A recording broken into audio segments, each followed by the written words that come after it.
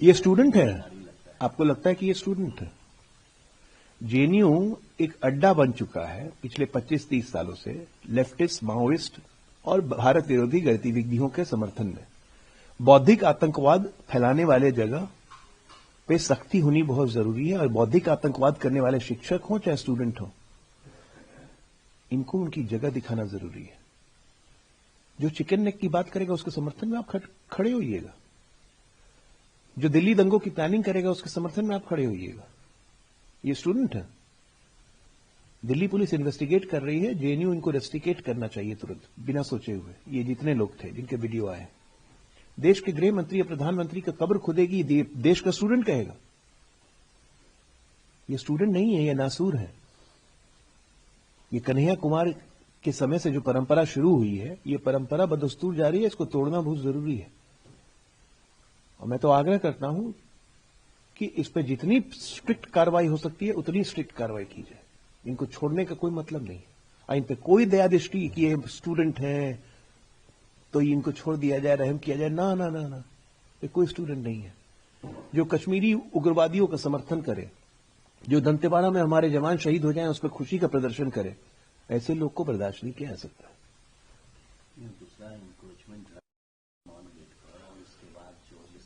देखिए ये इकोसिस्टम है। अब एफआईआर दर्ज किया गया है। देखिए एक इकोसिस्टम है जो इस देश में हर छोटी छोटी बातों पर एक अव्यवस्था फैलाने के लिए लगा हुआ है। ये सिर्फ तुर्कमान गेट की बात नहीं है। उत्तर प्रदेश में संभल हो जाए, सहारनपुर हो जाए, अमरोहा हो जाए, बिहार में पटना हो जाए, दरभंगा हो जाए, महाराष्ट्र में अकोला हो जाए, कहीं हो जाए, ये इकोसिस्टम लगा हुआ है कि कोई भी छोटी से छोटी घटना पे, वैध घटना पे भी पुलिस पे पथराव कर दो, एक अव्यवस्था बनाओ, माहौल बने कि अव्यवस्था हो गई है, और उसके बाद हिंदू मुसलमान कर दो, कुछ कर दो। ये इकोसिस्टम लगा हुआ है और इसको डिस्टेबलाइज करने में पूरी विदेशी शक्तियां लगी हुई है। अलग अलग नैरेटिव चलाओ, कभी हिंदू मुसलमान चलाओ, कभी वोट चोरी करवाओ, कभी कुछ करवाओ, कभी ईवीएम चलाओ, कभी कॉन्स्टिट्यूशन पे चलाओ, कभी आरक्षण पे चलाओ। ये नैरेटिव चलाने का एक ठेका ले रखा है लोगों ने और देश की जनता धीरे धीरे इसको समझ रही है। दिल्ली पुलिस ने रेस्ट्रेंट दिखाया और कंट्रोल कर लिया। आप सोचिए कि दिल्ली पुलिस, अपने 7 लोग घायल हुए हैं, अगर दिल्ली पुलिस फायरिंग कर देती, 1-2 मर जाते, तब ये क्या कहता है ये इकोसिस्टम।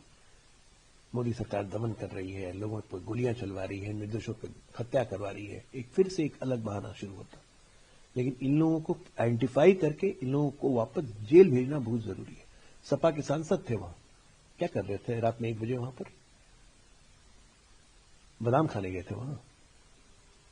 साफ दिख रहा है कि ये इकोसिस्टम किस तरह काम कर रहा है। ये देश को अव्यवस्थित करना चाहते हैं और ऐसे लोगों को चुन चुन के उनकी जगह पहुंचाया जाए। तमिलनाडु के मुख्यमंत्री के लिए गृह मंत्री अमित शाह ने तमिलनाडु का दौरा किया। आपने देखा होगा, उनकी बातें सुनकर यह है कि वो अमित शाह थे या फिर डिफेमेशन शाह। उन्होंने कहा कि तथ्यों से परे उन्होंने बात की, कहा कि तमिलनाडु में हिंदू मान्यताओं को खत्म किया जा रहा है। मैं इसका उनके बयान का निंदा करता हूं। निंदा क्यों करते हैं? अगर डिफेमेशन है तो डिफेमेशन सूट फाइल करें ना। स्टालिन को निश्चित तौर पे अपनी हार दिख रही है सामने, इसलिए बदहवास हो रहे हैं। ये चाहे स्टालिन हो चाहे ममता हो, देश में एक राष्ट्रवादी फीलिंग जब जग रही है, एक राष्ट्र के प्रति आस्था जग रही है, तो इन लोग को पेट में दर्द हो रहा है। ये राष्ट्र के साथ रहने वाले लोग नहीं है। ये मुस्लिम तुष्टीकरण के दाम पर इस देश को 70 साल तक ये तो खोखला करते रहे। अब ये काम खत्म। बिहार में तो एसआईआर हो गया, लेकिन पश्चिम बंगाल में ज्यादा बवाल है। टीएमसी कह रही है कि एसआईआर के नाम पर वहां तो हरासमेंट चल रहा है। अच्छा, तो टीएमसी तो सुप्रीम कोर्ट भी जा रही है ना, जाए ना सुप्रीम कोर्ट। एसआईआर पे तो सुप्रीम कोर्ट में बहस चल ही रही है। लगता है ममता दीदी को सुनाई देना भी कम हो गया है। मैंने कहा ना, ये सब बौखलाहट है। ये बांग्लादेशी घुसपैठियों को अपना वोट बैंक बनाते हैं। उनको अगर एसआईआर के माध्यम से दूर किया जा रहा है तब इनको पेट में दर्द होता है। ये देश के साथ खड़े हैं या किसके साथ खड़े हैं? ये वोटर शुद्धिकरण में किसी राजनीतिक दल को दिक्कत क्या हो सकती है भाई? क्या दिक्कत हो सकती है आपको? आप बांग्लादेशी वोटर की बदौलत यहां पर चुनाव जीतने की बात सोच रहे हैं। इन लोगों को सत्ता जाने की छटपटाहट दिख रही है। बांग्लादेश, पश्चिम बंगाल में लगभग 1 करोड़ के लगभग, 1.25 करोड़ के लगभग वोटर लिस्ट में अनुमानित है जैसा कि नाम कटेंगे। लोकसभा में भारतीय जनता पार्टी और तृणमूल के बीच में मात्र 42 लाख का अंतर था। अब इनको लगता है कि ये भाग गया, ये वोटर लिस्ट से नाम कट गया, ये बांग्लादेशी वापस बांग्लादेश चले जाएंगे तो हम चुनाव कैसे जीतेंगे। इनके लिए चुनाव जीतने का मतलब जनता का लूट, और चुनाव जीतने के लिए कुछ भी करना पड़े, चाहे देश से गद्दारी करो, देश तोड़ना पड़े, कुछ भी करना, सब चलता है। लेकिन अखिलेश यादव तो कह रहे हैं कि एसआईआर से नागरिकता खत्म करने वाली है भाजपा। नोबेल पुरस्कार विजेता से भी आप लोग सबूत मांग रहे हैं नागरिकता का। क्यों? नोबेल पुरस्कार विजेता हो गए तो इसका क्या मतलब है? वो अपने नागरिकता का प्रमाण नहीं दे सकते हैं कि वो भारतीय हैं। अमर्त्य सेन से अगर बोला जा रहा है कि आप भारतीय हैं बता दीजिए, तो उनको बताने में क्या दिक्कत है भाई? किसी पढ़े लिखे आदमी को बताने में ये क्या दिक्कत है कि वो भारतीय नागरिक है कि नहीं? कल को ना अमेरिका के नागरिक बन जाते हैं, ना अमेरिका में उनसे सबूत मांगा जाता है कि आप अमेरिकन नागरिक हैं कि नहीं, तो बताएंगे कि नहीं बताएंगे? तो इस देश में बताने में क्या दिक्कत है?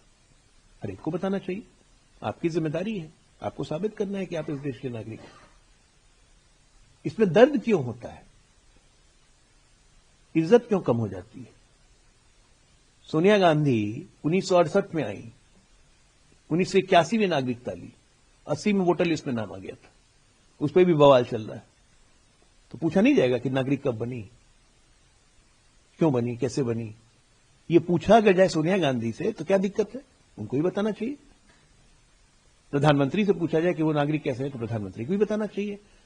राष्ट्रपति से पूछा जाए तो उनको ही बताना चाहिए। हर नागरिक का फर्ज है कि वो अपनी नागरिकता को प्रमाणित करे। ये सरकार का फर्ज नहीं है, हर नागरिक का फर्ज है। ये बेसिक ड्यूटी है आपको अपने राष्ट्र के प्रति। वीके न्यूज, राष्ट्र के नाम।